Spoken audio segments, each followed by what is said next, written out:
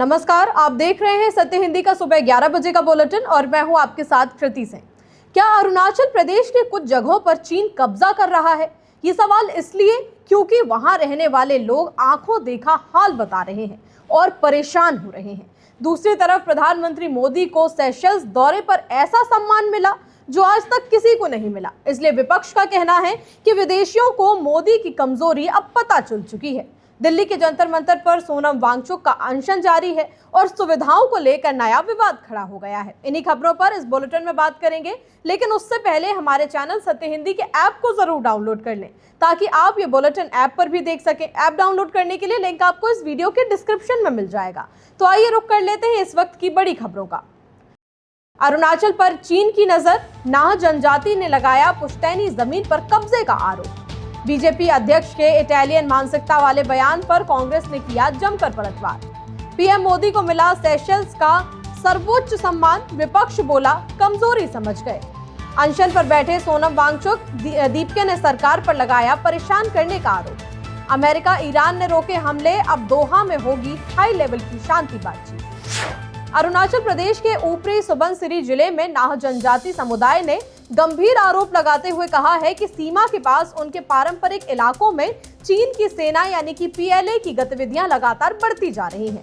समुदाय का दावा है कि पिछले 6 वर्षों में चीनी पीपल्स लिबरेशन आर्मी ने उनकी पशु चराने, शिकार करने और खेती करने वाली पुश्तैनी जमीन के बड़े हिस्से पर कब्जा कर लिया है। नाह वेलफेयर सोसाइटी ने इस पूरे मामले को लेकर जिला प्रशासन को एक ज्ञापन सौंपा है, जिसमें दावा किया गया है कि पिछले कई वर्षों से सीमा के पास कई इलाकों में चीनी सेना की मौजूदगी और गतिविधियां बढ़ती जा रही हैं। संगठन का कहना है कि पहले जो इलाके उनके नियंत्रण और उपयोग में थे, वहां अब बदलाव देखने के लिए मिल रहा है और कुछ जगहों पर कब्जे जैसे हालात बन चुके हैं। स्थानीय लोगों ने यह भी आरोप लगाया कि सीमा के कुछ हिस्सों में सड़क निर्माण और सैन्य ढांचे जैसी गतिविधियां देखी गई हैं, जिससे उनकी चिंता और ज्यादा बढ़ गई है। हालांकि इस मामले पर अभी तक ना तो जिला प्रशासन और ना ही राज्य सरकार की ओर से कोई आधिकारिक प्रतिक्रिया सामने आई है। स्थानीय विधायक नकाब नालो ने कहा कि ये मामला राष्ट्रीय सुरक्षा से जुड़ा हुआ है और इसकी आधिकारिक जांच और पुष्टि जरूरी है। उन्होंने कहा कि जब तक प्रशासन की ओर से स्थिति स्पष्ट नहीं होती, तब तक किसी निष्कर्ष पर पहुंचना जल्दबाजी होगी।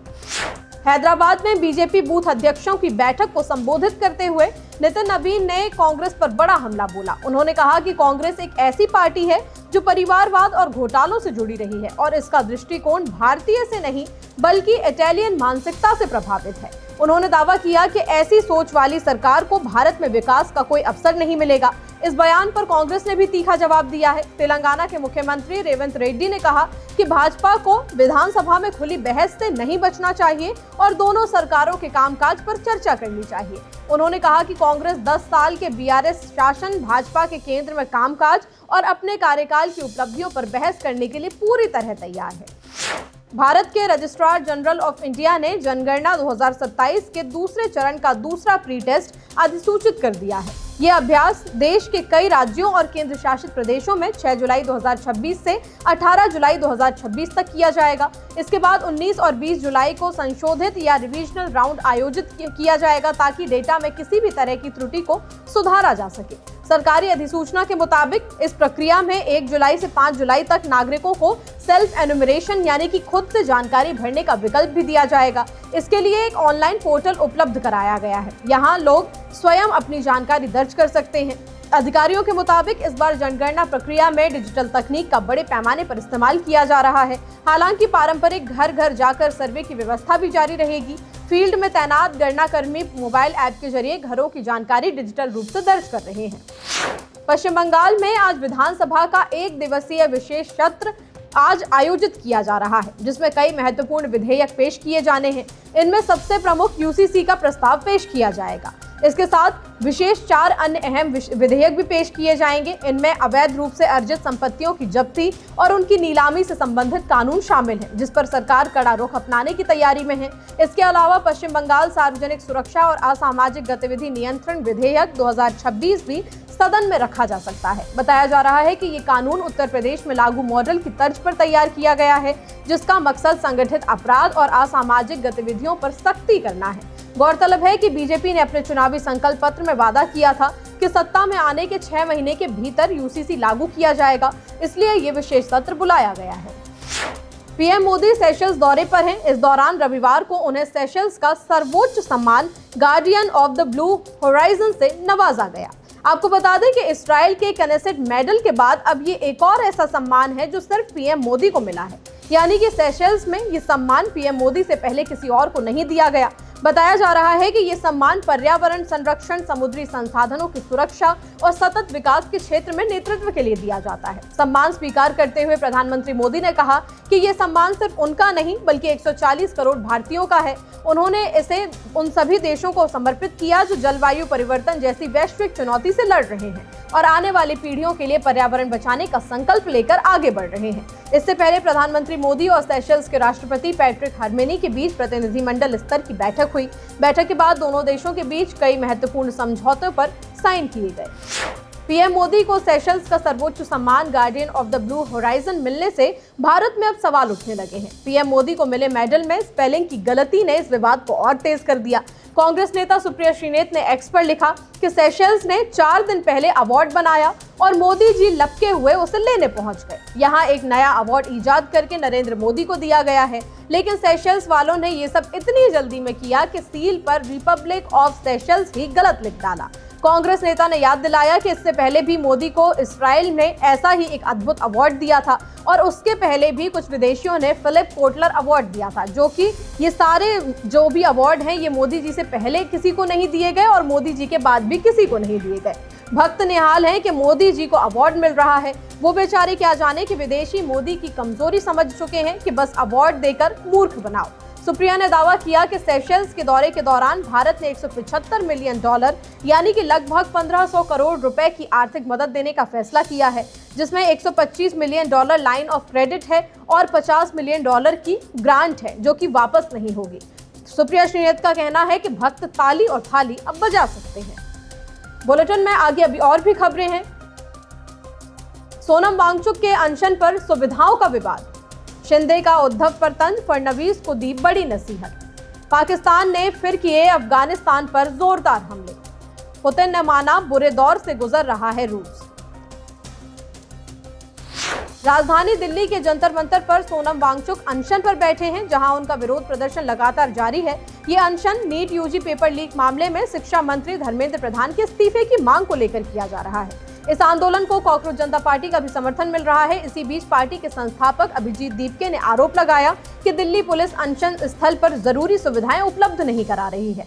उन्होंने सोशल मीडिया पर दावा किया कि सार्वजनिक शौचालय बेहद गंदे हैं और पानी की भी व्यवस्था सीमित कर दी गई है। दीपके का कहना है कि उन्होंने पुलिस से पोर्टेबल टॉयलेट की अनुमति मांगी, लेकिन उसे भी अनुमति नहीं दी गई। उन्होंने सवाल उठाया कि शांतिपूर्ण अनशन के दौरान ऐसी बुनियादी सुविधाएं क्यों रोकी जा रही हैं। इस पूरे मामले पर पुलिस की ओर से अभी तक कोई आधिकारिक प्रतिक्रिया सामने नहीं आई है। वहीं प्रदर्शनकारियों का कहना है कि जब तक उनकी मांगे पूरी नहीं हो जाती तब तक अनशन जारी रहेगा। महाराष्ट्र के उप मुख्यमंत्री एकनाथ शिंदे ने उद्धव ठाकरे पर निशाना साधते हुए कहा कि मुख्यमंत्री देवेंद्र फडणवीस बहुत चतुर व्यक्ति हैं और उन्हें अच्छी तरह पता है कि चालाक दोस्त कितना खतरनाक हो सकता है। शिंदे का ये बयान उस समय आया जब उनसे फडणवीस और उद्धव ठाकरे के एक ही विमान से मुंबई से नागपुर जाने को लेकर सवाल पूछा गया।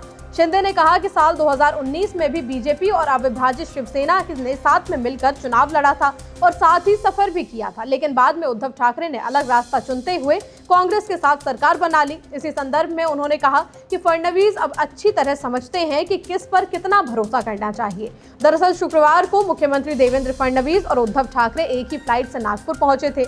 इसके बाद राजनीतिक गलियारों में कई तरह की चर्चाएं होने लगी। जब उद्धव ठाकरे से इस सफर के बारे में पूछा गया तो उन्होंने मुस्कुराते हुए कहा कि दोनों के बीच हाई लेवल चर्चा हुई है। जब उनसे पूछा गया कि उस बातचीत का नतीजा क्या निकला तो उन्होंने जवाब दिया कि इसका पता आपको आने वाले दिनों में चल जाएगा। हालांकि बीजेपी ने इन सभी अटकलों को पूरी तरह खारिज कर दिया है।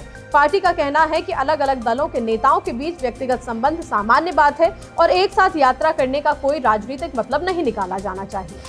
पाकिस्तान सरकार ने कहा है कि उसकी सेनाओं ने रविवार और सोमवार की रात अफगानिस्तान में खुफिया जानकारी के आधार पर सैन्य अभियान चलाया, जिसमें करीब 29 आतंकवादियों के मारे जाने का दावा किया गया है। पाकिस्तान के सूचना एवं प्रसारण मंत्री अत्ताउल्लाह तरार ने सोशल मीडिया पर बयान जारी करते हुए कहा कि सेना ने डूरंड लाइन के पास सुनियोजित जमीनी अभियान चलाया और उसके बाद आतंकवादी ठिकानों पर लक्षित हवाई हमले किए। सरकारी बयान के मुताबिक खैबर पख्तूनख्वा के बाजौर में भी जमीनी कार्रवाई की गई, जिसमें आतंकवादी कमांडर खान फरोश और जमात उल अहरार के 3 अन्य आतंकवादी मारे गए। इसके अलावा कई अन्य के घायल होने की भी जानकारी दी गई है। दूसरी तरफ अफगानिस्तान की तालिबान सरकार ने पाकिस्तान के इन दावों को खारिज करते हुए गंभीर आरोप लगाए हैं। तालिबान प्रवक्ता जबीहुल्लाह मुजाहिद ने कहा कि हमलों में नागरिकों को निशाना बनाया गया है और इसमें महिलाओं और बच्चों सहित कई लोगों की मौत हुई है। उन्होंने इन हमलों को कायरतापूर्ण बताते हुए इसकी कड़ी निंदा की।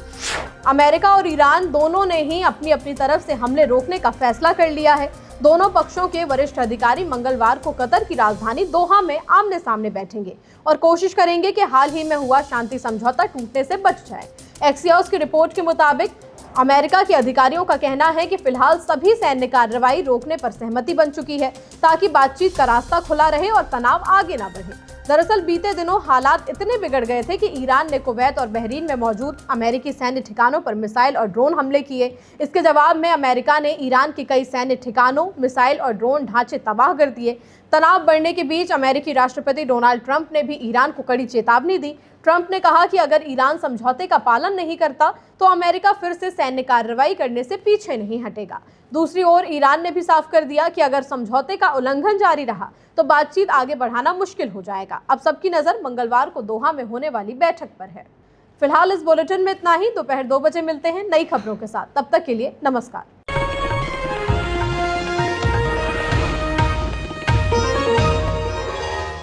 Copyright disclaimer under Section 107 of the Copyright Act 1976. Allowance is made for fair use for purposes such as criticism, comment, news reporting, scholarship, and research. Fair use is a use permitted by copyright statute that might otherwise be infringing.